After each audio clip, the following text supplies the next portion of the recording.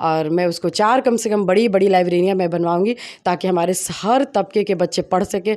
बहुत बच्चे हैं जो बिछड़ रहे हैं, जा नहीं सकते, अच्छे कॉलेजेस में नहीं जा सकते, तो कम से कम वाईफाई वहाँ फ्री रहे, क्योंकि आज के ज़माने में हर के हाथ में मोबाइल है। डॉक्टर नेमीचंद शास्त्री से फिर मैंने इंटर किया है महंत महिला कॉलेज से, और मैंने बीएससी ग्रेजुएशन किया है महाराजा कॉलेज से, और मैंने एमएससी किया है महाराजा कॉलेज से, और एलएलबी किया है महाराजा कॉलेज से। मेरा ये क्वालिफिकेशन है, और मैं डीएलएड भी कर चुकी हूँ कि मुझे टीचिंग बहुत अच्छा लगता है, लोगों को पढ़ाना, और मैं भविष्य में अपनी शिक्षा फ्री दूंगी।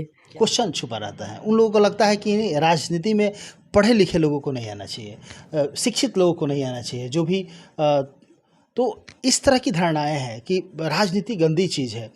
आप महिला हैं, पढ़ी लिखी हैं, इतनी एजुकेटेड है, फिर राजनीति में आपने क्यों कदम रखा? ये मेरा क्वेश्चन नहीं है, ये लोगों का क्वेश्चन है, क्योंकि इस तरह की धारणाएं लोगों में बनी हुई। क्या कहना चाहिए? नमस्कार, आप देख रहे हैं समृद्धि न्यूज़ चैनल और मैं हूं अशोक तिवारी। इस वक्त अभी हम बात करना चाहेंगे, आप लोगों से मिलवाने चाह रहे हैं आरा नगर निगम की भावी मेयर प्रत्याशी प्रियम हमारे साथ हैं, और मैं आपको बताना चाहूँगा कि पहले भी ये मेयर रह चुकी हैं। प्रियम भले ही कम समय के लिए ही रही हो, लेकिन कम समयों में इन्होंने बहुत ही अद्भुत कार्य करके दिखाए हैं, जिसकी सराहना हुआ करती है। हालांकि महिलाओं के लिए इन्होंने बहुत कुछ किया है। मैं बहुत सारी बातें इनसे जानूंगा, आगामी इनकी क्या क्या योजनाएं हैं और क्या क्या इन्होंने सोचा है। बहुत सारी प्लानिंग है इनकी, इस पर हम चर्चा करेंगे। फिर से आप चुनावी मैदान में हैं, बहुत सारी समस्याएं उभर के आपके सामने आएंगी, चूँकि तमाम समस्याएं अभी है, चूँकि आप तो बहुत कम समय के लिए ही रही हैं, लेकिन अभी जो है बहुत तमाम समस्याएं हैं। हालांकि लोग जानना चाहता है कि प्रियम यदि फिर से मेयर बनती है तो क्या करेंगी वो, आरा नगर निगम के लिए उन्होंने क्या सोचा है, हम जानना चाहेंगे कि, और तमाम लोग भी जो आपको देख रहे हैं जानना चाह रहे हैं कि यदि प्रियम फिर से आरा नगर निगम की महापौर बनती हैं तो उन्होंने क्या सोचा है। सबसे पहले मैं आरा नगर निगम के सभी वासियों को प्रणाम करती हूँ और आशीर्वाद की उम्मीद करती हूँ। और मैं बताना चाहूँगी कि नगर निगम की फर्स्ट प्राथमिकता है सफाई। जैसे बहुत सारे कचरे, बरसात हो गई है तो बहुत सारे नालियाँ जाम हो रही है, कहीं निकासी नहीं है, तो हमारी सबसे पहली प्राथमिकता यही रहेगी कि आरा साफ और स्वच्छ रहे। उसके लिए मैं पूरे नालों का निर्माण करूँगी, छोटी छोटी नालों को बड़ों नालों से जोड़ के और उसको बाहर निकाल कर पूरा वो गांगी तक मिलाऊंगी। ये मेरी पहली प्राथमिकता रहेगी। और क्या क्या आपने सोचा है, क्या क्या एजेंडा में आपका शामिल है? एजेंडा में है कि शौचालय, महिलाएं मार्केट में जाती हैं, वहाँ पे बीच में दिक्कत होती है, मैं भी जाती हूँ, मुझे भी लोग देखते हैं आए दिन रोड पर। मैं बंद होके कभी गाड़ियों में नहीं गई हूँ, बहुत कम। तो मैं बताना चाहूँगी कि मुझे भी दिक्कतें होती हैं, एज ए महिला मैं भी हूँ। तो मैं सबसे पहले शौचालय की व्यवस्था करूँगी। चलत शौचालय वैसे मैंने पहले भी लगाया था, तो उसका रख रखाव तो अच्छे से नहीं हो पाया, टूट फूट के पड़ा हुआ। जैसे एक रमना मैदान में भी स्वच्छ दिख रहा है कि उसे अंदर में डाल दिया गया है ताकि वहाँ भी कोई जाए तो उसको असुविधा महसूस हो। तो मैं सबसे पहले तो उसकी व्यवस्थित करूँगी कि फिर से मैं उसको लाऊँ चौराहे पर, फिर से लाऊँ कुछ दूरी पर रखकर, चौक पे डलवाऊँ, इधर उधर मार्केट में रखाऊँ, ताकि कुछ कुछ दूरी पर है, ताकि जो हमारी महिलाएं हैं उनको मार्केट में जाने में असुविधा ना हो। और रहा, जैसे मुझे मालूम चला है कि जगजीवन मार्केट में ऊपर में एक लाइब्रेरी है जो काफ़ी सालों से बंद पड़ा हुआ है, तो जहाँ हम लोग डिजिटलाइट ज़माने में जी रहे हैं, अब वहाँ शिक्षा का एक विद्यालय बंद, विद्यालय जैसा है, मंदिर जैसा, उसको बंद कर रखा गया है। तो ये बहुत दुखद, मुझे दुख हुआ कि, तो मैं ये सोचूं कि मैं जब मेयर बनती हूँ, मुझे जनता आशीर्वाद देती है और मैं पद ग्रहण करती हूँ, उसके बाद मैं उसको खुलवाऊंगी, उसकी रिपेयर कराऊंगी और उसको अभी के टाइम में डिजिटलाइज्ड वो लाइब्रेरी में बनाने की कोशिश करूंगी। वहाँ वाईफाई फ्री लगवाऊंगी। और वैसी एक लाइब्रेरी नहीं है, मैंने सोच रखा है कि वैसे पूरे क्षेत्र में, आरा नगर के क्षेत्र में कम से कम 4 ऐसे लाइब्रेरी बनाऊंगी ताकि जिधर के जो बच्चे हैं उधर पढ़ाई कर सके, जिसको नज़दीक हो। जैसे कुछ चंदवा साइड में, कुछ वो धरहरे साइड में, या फिर इधर अपना ये 0 माइल साइड, या ऐसे करके एज ए कॉर्नर पे मैं उसको माइंड मूव कर लूँगी। और मैं उसको 4 कम से कम बड़ी बड़ी लाइब्रेरियाँ मैं बनवाऊँगी ताकि हमारे हर तबके के बच्चे पढ़ सके। बहुत बच्चे हैं जो बिछड़ रहे हैं, जा नहीं सकते, अच्छे कॉलेजेस में नहीं जा सकते, तो कम से कम वाईफाई वहाँ फ्री रहे, क्योंकि आज के ज़माने में हर के हाथ में मोबाइल है। मतलब कोई एक मजदूरी भी कर रहा है तो मोबाइल तो एकदम, वो भी स्मार्टफोन है, तो उनका मिसयूज हो रहा है स्मार्टफोन का पैसा, तो उनको पढ़ाई की ओर जागरूकता होगी। घूमने भी जाएंगे तो हो सकता है कि बुक्स उठा ले थोड़ा, तो उनके अंदर पढ़ने की इच्छा जगेगी। तो मैं ये सोची हूँ कि 4 लाइब्रेरी तो एकदम मैं बनवाऊँगी चारों कॉर्नर पे, ताकि हमारे गरीब तबके के बच्चे या सब लोग अपनी सुविधा अनुसार वहाँ जाकर स्टडी कर सकें। अच्छा मैडम, जानना चाहेंगे, चूँकि आप तो पहले भी मेयर रह चुकी हैं, महिलाओं के लिए आपने बहुत कुछ सोचा भी है, सीसीटीवी कैमरा वगैरह भी आपने लगाया था, लेकिन अभी भी बहुत सारी ऐसी समस्याएं हैं जो कि बहुत जगह कैमरा नहीं है या कैमरा ख़राब है या और भी बहुत सारी चीज़ें हैं। हमें जहाँ तक लगता है कि एक बहुत बड़ी जवाबदेही और जिम्मेदारी फिर आने वाली है आपके ऊपर। बिल्कुल, बिल्कुल। तो मैंने कैमरा लगवाया था पहले, तो मेन पॉइंट पे लगवाया था, जैसे मेन चौक हुआ या इस साइड हुआ, बट चौड़े-चौड़े रोडों पे लगवाई थी। और उसकी मॉनिटरिंग अभी एसपी साहब के ऑफिस में चलती रहती है, लेकिन वो थोड़ी-सी ख़राब जैसे कि इलेक्ट्रॉनिक सामान है, वो तो कुछ ना कुछ दिक्कतें आएगी, तो उसके रख रखाव अगला जो मेयर बनता है उसकी जिम्मेदारी है कि रख रखाव करे। उन्होंने नहीं किया, तो ये भी मैं अपने एक महत्वपूर्ण कार्य में शामिल की हूँ कि इस बार मैं वार्ड के अंदर में भी कैमरे लगवाऊंगी। सभी गली गली में रोड के बाद अंदर में, जहाँ भी मेरे आरा शहर के जो भी वार्ड है 45 वार्ड के अंदर में भी मैं कैमरा लगवाऊंगी, क्योंकि वहाँ से लड़कियाँ स्कूल जाती हैं पढ़ने के लिए, तो उन्हें भी असुविधा ना हो। अच्छा मैडम, चूँकि तमाम लोग आपको देख रहे हैं, जानना चाहेंगे क्वालिफिकेशन क्या है आपका? हमारा हमने मैट्रिक किया है डॉक्टर नेमीचंद शास्त्री से, फिर मैंने इंटर किया है महंत महिला कॉलेज से, और मैंने बीएससी ग्रेजुएशन किया है महाराजा कॉलेज से, और मैंने एमएससी किया है महाराजा कॉलेज से, और एलएलबी किया है महाराजा कॉलेज से। मेरा ये क्वालिफिकेशन है, और मैं डीएलएड भी कर चुकी हूँ कि मुझे टीचिंग बहुत अच्छा लगता है, लोगों को पढ़ाना, और मैं भविष्य में अपनी शिक्षा फ्री दूंगी। मैं पैसा नहीं लूँगी, किसी से पढ़ाऊँगी, और उस बस्ती में जहाँ मुझे लगेगा कि वो बच्चे स्कूल नहीं जा सकते, वहाँ मैं फ्री पढ़ाऊँगी। ये मेरे दिल की इच्छा है, मैं आगे मैं ज़रूर करूँगी, 10 साल बाद करूँगी, लेकिन ज़रूर करूँगी, क्योंकि अभी मैं अपने बच्चों को सेटल कर रही हूँ उसके बाद। बहुत सुंदर, बहुत सुंदर, बहुत अच्छा लगा। मैडम, चूँकि तमाम लोग, बहुत सारे लोग हैं जो जिनके अंदर एक क्वेश्चन छुपा रहता है, उन लोगों को लगता है कि राजनीति में पढ़े लिखे लोगों को नहीं आना चाहिए, शिक्षित लोगों को नहीं आना चाहिए, जो भी तो इस तरह की धारणाएं हैं कि राजनीति गंदी चीज़ है। आप महिला हैं, पढ़ी लिखी हैं, इतनी एजुकेटेड है, फिर राजनीति में आपने क्यों कदम रखा? ये मेरा क्वेश्चन नहीं है, ये लोगों का क्वेश्चन है, क्योंकि इस तरह की धारणाएं लोगों में बनी हुई। क्या कहना चाहेंगी? इसमें मैं ये कहना चाहूँगी कि सही में मुझे राजनीति का कुछ भी पता नहीं था, लेकिन 5 साल तक मेरे हस्बैंड ने रहे आरा शहर की, बहुत दिल से सेवा की और बहुत अच्छे से किया। घर परिवार थोड़ा कम देखते हैं, लेकिन शहर के लोगों को बहुत अच्छे से देखते हैं, क्योंकि उनका पूरा ये शहर घर है, तो वो बहुत अच्छे से देखते हैं। तो जहाँ हमारी सरकार ने महिला बनाया, महिला सीट लाई, तो फिर इन्होंने मेरे पास प्रस्ताव रखा कि सीट तो महिला हो गया है, अब तुम्हें आना पड़ेगा और तुम अपना दिखाओ, तुम कितना शिक्षित हो, तुम क्या कर सकती हो लोगों के लिए। तो मैंने बोला कि नहीं, मुझे इसका कुछ पता नहीं, हो सकता है मेरे से कुछ गड़बड़ी हो जाए। तो बोले कि मुझे बहुत अच्छा बताया कि और तुम्हारे अंदर सेवा भावना है, तो इससे अच्छा कोई फील्ड नहीं है, और तुम आओ करो। तो मैंने देखा कि सच में अंदर में कुछ प्रॉब्लम्स हैं, जो शिक्षित लोगों को आना बहुत ज़रूरी है। मैं अपनी शिक्षा को अपने कर्म पे प्रूफ कर देती हूँ।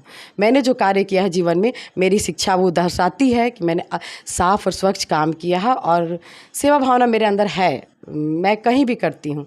तो हम दोनों के बीच ऐसी बातें हुई, तो फिर हमने हाँ भरा, तो मैं फील्ड में आई, मुझे अच्छा लगा। मैं आज भी उन 45 पार्षदों को बहुत बहुत धन्यवाद देती हूँ, और दिल से देती हूँ कि उन्होंने मुझे निर्विरोध मेयर बनाया था। तो मैंने भी साफ़ और स्वच्छ मन से अपने कार्य किए हैं। मेरे नज़र में जो भी कार्य आया था, मैं बहुत बहुत साफ मन से किया था। जैसे कि कुछ सफाई कर्मी का पैसा अटका हुआ था, काफ़ी सालों से अटका हुआ था। 2 लेडीज़ थी, हमने ऑफिस से निकला, देखा कि ज़मीन पर बैठी हुई। तुरंत मेरे माइंड में फ्लैश किया कि एक लेडीज़ मेयर की कुर्सी पे और एक लेडीज़ ज़मीन पे, हम तो दोनों लेडीज़ हैं। उन्हें तुरंत बताया कि नीचे क्यों बैठी है, इनको चेयर बिठाए।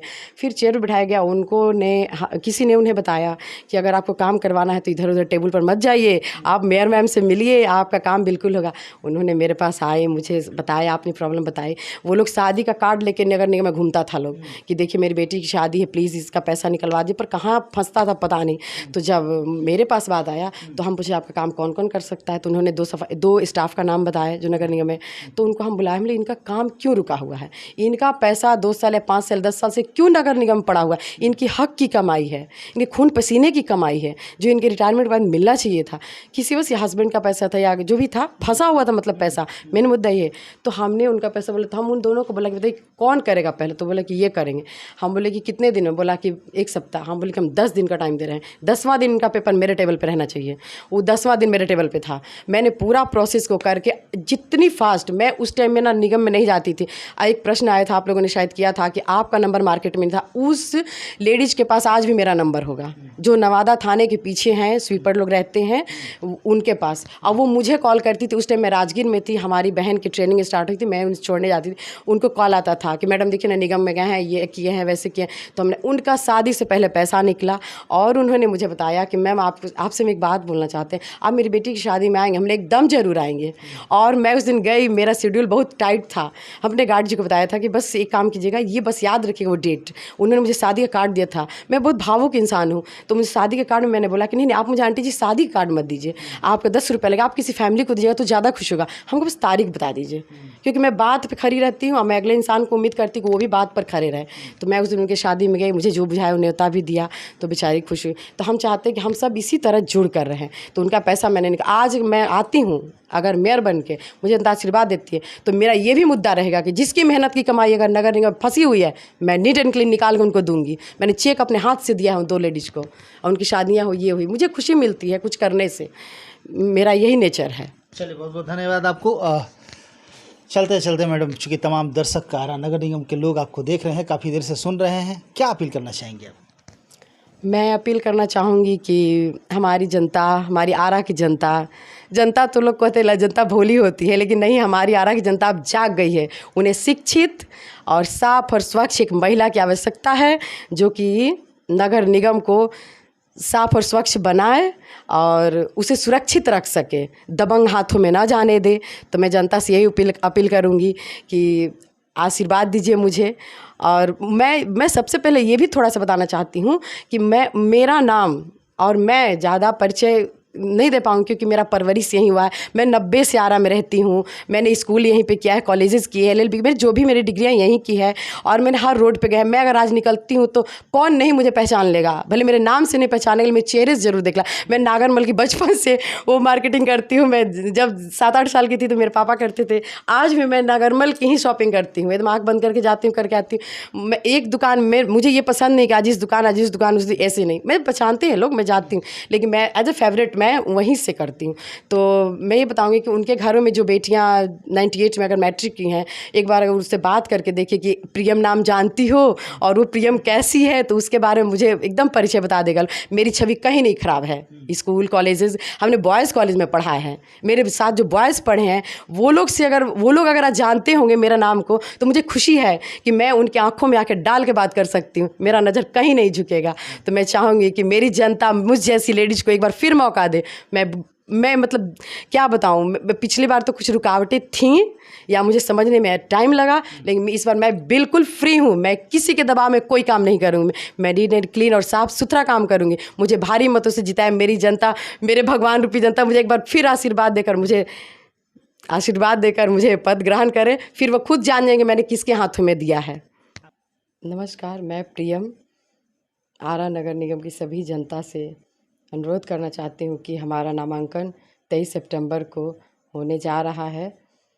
इसमें आप सभी को मैं आमंत्रित करना चाहती हूँ, आप सभी आएँ और मेरे मनोबल को बढ़ाएं। आप लोगों ने देखा, हमारी बात हो रही थी, आरा नगर निगम की भावी मेयर प्रत्याशी है, हालांकि पहले भी मेयर रह चुकी हैं, प्रियम। और जैसे आप लोग को पता ही है कि पूर्व मेयर सुनील यादव की पत्नी है। शानदार तरीके से इन्होंने जैसे अपने आरा नगर निगम को सुंदर बनाने का एक प्रण लिया था, हालांकि बहुत इन्होंने प्रयास भी किया था, CCTV कैमरा वगैरह और स्ट्रीट लाइट वगैरह इन्होंने लगाया था, लेकिन बहुत सारे काम इनके अनुसार अधूरे छूट गए थे। चूँकि इनका कहना है कि बहुत सारा रोड मैप हमने तैयार किया था, बहुत सारी चीज़ें थी जो कि कम समय में हमने पूरा नहीं कर पाया। लेकिन जैसे कि अभी बात करने के बाद पता चला कि बहुत सारी योजनाएँ अभी इनके मन में हैं, और इनका कहना है कि यदि मैं चुनाव जीतती हूँ, तमाम लोग यदि हमें आशीर्वाद देते हैं, तो निश्चित तौर से वो तमाम चीज़ें जो मैंने तैयार किया था, जो ड्रेनेज सिस्टम की बात इन्होंने बताया, या जो शौचालय की बात इन्होंने बताया, या फिर और लाइब्रेरी और पार्क वगैरह की इन्होंने जो बात कही, तो ये तमाम चीज़ों पर ये निश्चित तौर से ध्यान देगी और तमाम जनता की सारी समस्याओं को खुद समाधान करने का प्रयास करेंगी। तो देखते रहिए समृद्धि न्यूज़ चैनल, तमाम खबरों को दिखाते रहेंगे। कैमरा पर्सन राजू के साथ। Thank you. मैं प्रियम आरा की सभी जनता को प्रणाम करती हूँ और भगवान रूपी जनता से मैं आग्रह करती हूँ कि मेरा नामांकन 23 तारीख को होने जा रहा है। मेयर प्रत्याशी के रूप में आप सभी से आग्रह करती हूँ कि हमारे नामांकन में आए। हमारा नामांकन प्रताप इंटरनेशनल स्कूल आरा से प्रस्थान करेगी और मुझे आशीर्वाद दे। हमारा नामांकन का प्रस्थान हमारे Godhna road school Pratap international school से सुबह 10 बजे